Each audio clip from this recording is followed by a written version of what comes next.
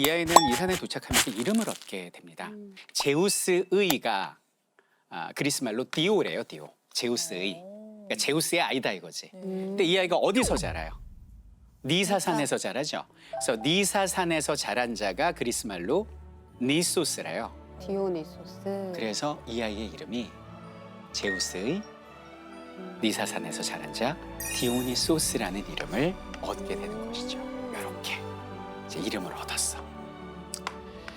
자, 근데 문제는 얘가 어떻게 자라갈까? 성격이 어떨 것 같으세요?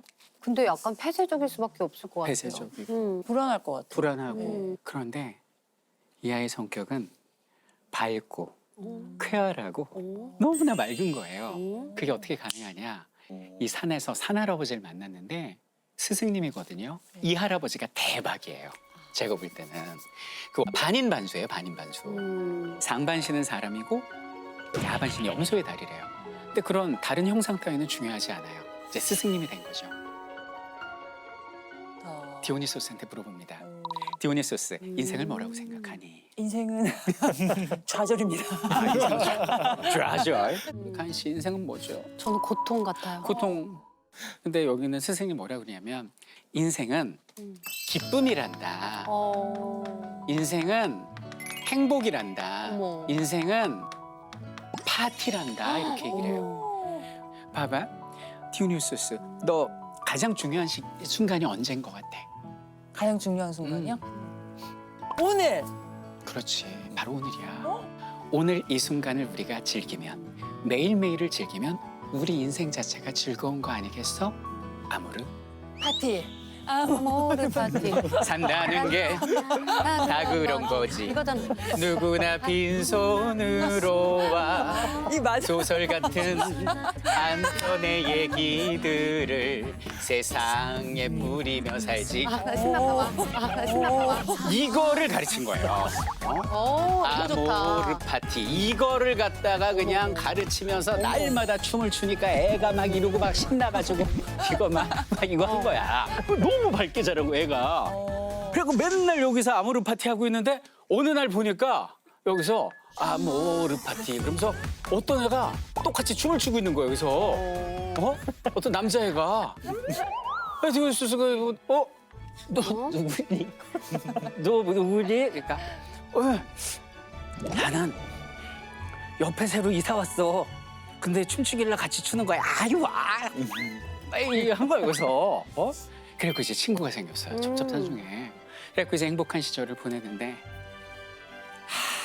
이게 디오니소스가요. 어느 날부터 그 친구가 조금 좀 부담스러워지기 시작합니다. 그 아이 앞에 가면 자꾸 얼굴이 좀 붉어지고요. 그리고 이렇게 좀 뭔지 알겠다. 조금 이렇게 심장도 뛰고 어머머머. 이 마음이 뭔가요? 첫사랑. 첫사랑 아닌가? 사랑이에요. 사랑 아닌가요? 그게 사랑이라고요? 내 친구는 나 여잔 줄 아는데 어머, 어떡해. 나 육신 남잔데 어머. 그럼 내가 사랑을 고백하면 내 비밀을 말해야 되는데 그 아이는 어떻게 반응하죠?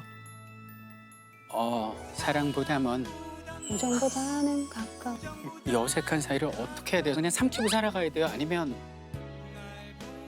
전 고백 못 할 것 같아요. 고백하지 말까요? 그래도 고백해야 되지 않을까요? 고백할까요? 그래, 고백하러 가야겠다. 고백해야지. 그래서 이제 고백하러 간 거예요. 어딨어? 뭐해? 고백하러 갔어요. 근데 아이가 없는 거예요. 어딨어? 이러고 가는데 그 아이가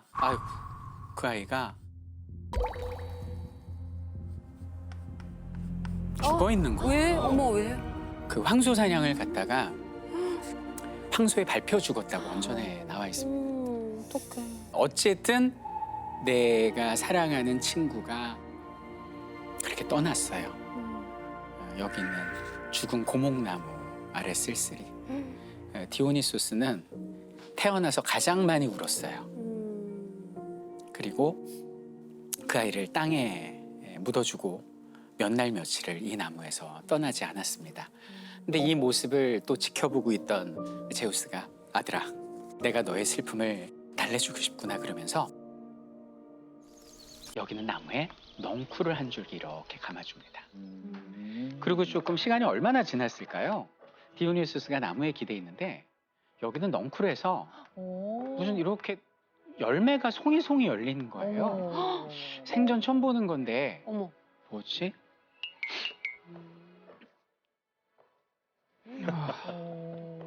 이런 거 봤어? 처음 봐요. 봐?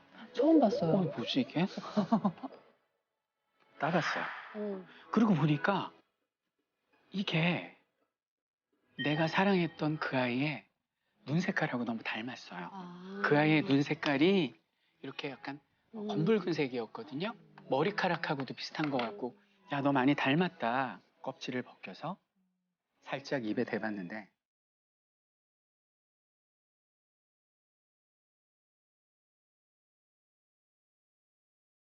너구나. 살아생전에 얘가 뭐라 그랬냐면, 디오니소스, 난 말이야 나중에 어른이 되잖아? 그러면 세상에 나가서 사람들한테 큰 기쁨을 주고 싶어. 그리고 슬픈 사람들에게는 위안이 되고 싶어. 라는 말을 입버릇처럼 했는데, 근데 그 얘기를 할 때마다 너무 달콤한 거예요, 그 얘기가. 근데 그 달콤한 그 아이의 음성이 혀끝에서 느껴집니다. 너구나. 네가 이렇게 나한테 돌아왔구나. 그러면서 그 열매를 다 따가지고 이제 집에 가져온 거죠. 그래서 이제 밤낮 없이 울면서 아이가 생각날 때마다 포도를 한 송이씩 먹는데 며칠이 지난지 모르겠어요. 먹으려고 봤는데 손이 푹 들어가는 거예요. 그때 냉장 시설이 없잖아요. 그러니까 무게하고 이게 짓눌려져 버렸네. 이거 어쩌나? 상한 거 아니야? 상한 거 같진 않은데? 향이 왜 이러지?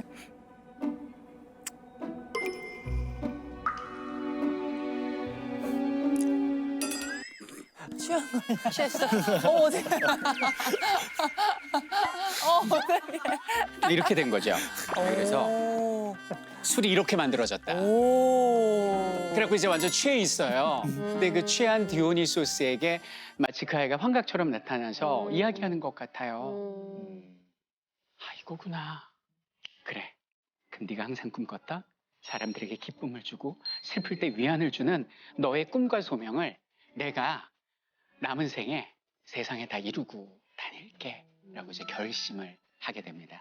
그래서 디오니소스의 상징이 지팡이거든요. 이렇게 지팡이를 딱 짚고 포도의 종자와 그 포도나무의 싹들 이런 걸 가지고 이렇게 보침을 딱 메고 이제 세상으로 나가기 시작한 거예요.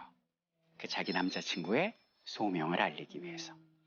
그래서 세상으로 갔습니다. 근데 디오니소스가 좀 달라졌네요. 머리를 풀었습니다. 이 원전에 보면 양갈래를 이렇게 머리를 풀어헤쳤는데 얼마나 남자인데 아름다웠냐면 아프로디테 뺨치게 아름다워요. 우와. 남자인데. 그리고 이제 본인이 남자임을 밝혔죠, 세상에. 밝히고 다니면서 포도나무에 뭐 종자를 나눠주고 나무 재배법, 양조 방법 이런 걸 이제 다 알려주고 다닌 거예요. 근데 여기는 이제 디오니소스도 이 술을 마신 사람들의 그 첫 반응이 되게 궁금했어요. 그 술을 처음 마신 세상 사람들의 반응이 과연 어땠을까요? 제가 대학 입시 시험을 보고 처음 술을 마셔봤거든요. 그 딸이 일어나서 저한테 싸움을 걸더라고요. 그러니까 그런 느낌 아니었을까요? 그런 느낌. 네. 가인님은 어떤 느낌이셨어요? 너무 좋아했을 것 같은데요, 사람들이. 사람들이? 좋아했어요? 초대박이 났습니다. 이렇게 사람들이 얼마 있다가 오더니 그냥 뭘 배웠다고 선생님이래. 선생님, 어머. 스승님. 그 뭐예요? 뭐 와인이라고 하셨나요? 아니 마셨는데 제가 좀 마음에 우울함이 있었는데요. 씻은 듯이 났어요, 선생님.